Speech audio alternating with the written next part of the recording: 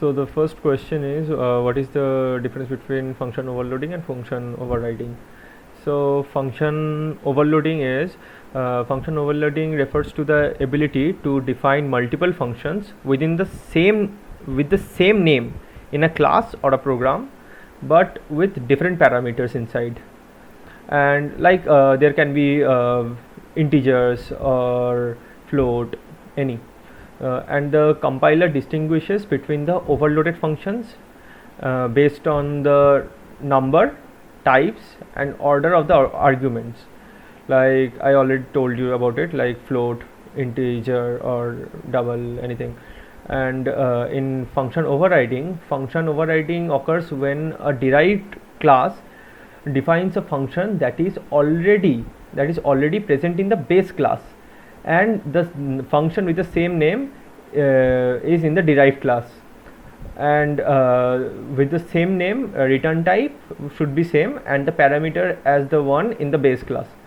And by overriding the function in the derived class provides its own implementation of function, like we can use that function there. And the second question is virtual function and overridden function. So the virtual function is a member function that is in the base class and is meant to be used in derived class for data for function overriding.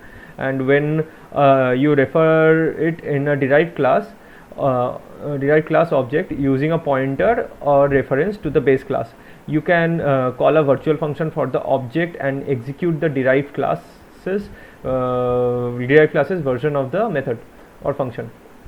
And the next question is overridden functions. So an overridden function is a function in a derived class that has the same name like the and return type and parameters of the base class as a virtual function in the base class. By providing a new implementation for the virtual function in the derived class, the function is meant to be overridden here. And the next question is what is encapsulation with real world example.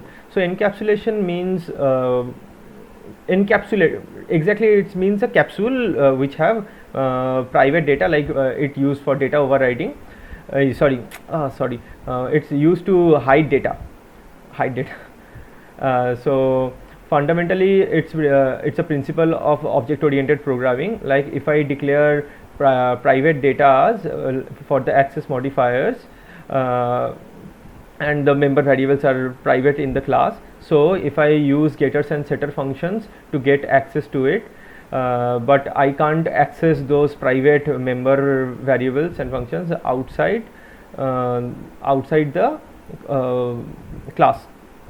That's it. Thank you.